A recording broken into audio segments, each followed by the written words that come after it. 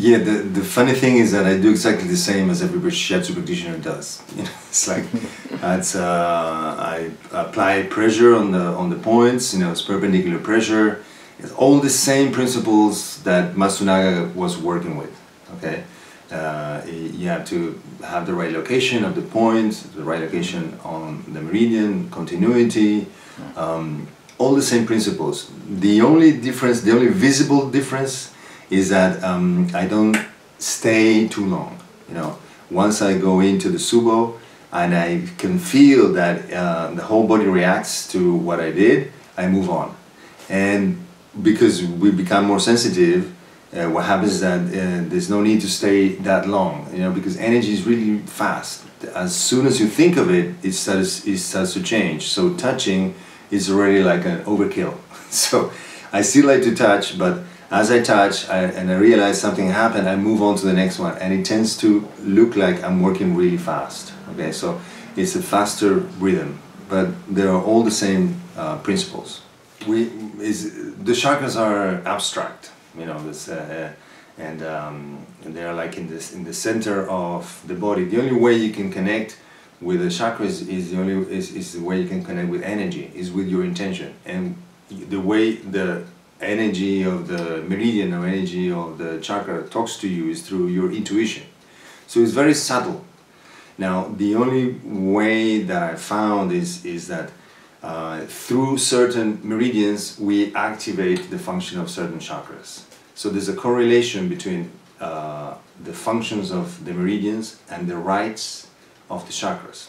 You know, chakras have many different associations to them: colors, sounds, mudras, yoga positions, and so on. But I don't care about that. I only take what's the right of each chakra. For example, the right of the second chakra is the right to feel. So, and that is related to the bladder and kidney, which the function is impetus and purification. But it is in charge of that sensory input and output of the body.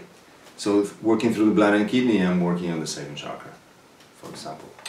Yeah. One fascinating example of the integration of the chakra work and the meridian work is, for example, the large intestine meridian. Now, we know the function of the large intestine is to let go, to eliminate, okay?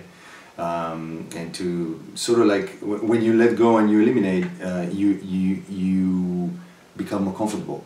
You sort of like come back into your skin. Now, the corresponding chakra to the large intestine meridian is the first chakra, is the root chakra. So it's your ability to be grounded, your ability to be here, okay? And we, like animals, you know, we mark our territory with our smell. So if you're able to move your bowels normally, it means that you feel safe enough, you feel comfortable enough, so you can let go. If you don't feel safe, if you don't feel like you are in your place, there's no way that you can relax, you can let go, and there's no way to eliminate. And there's a direct correlation to constipation and the root chakra, your ability to be present.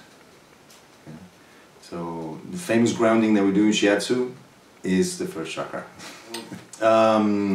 Again, we as human beings, we're becoming more and more sophisticated.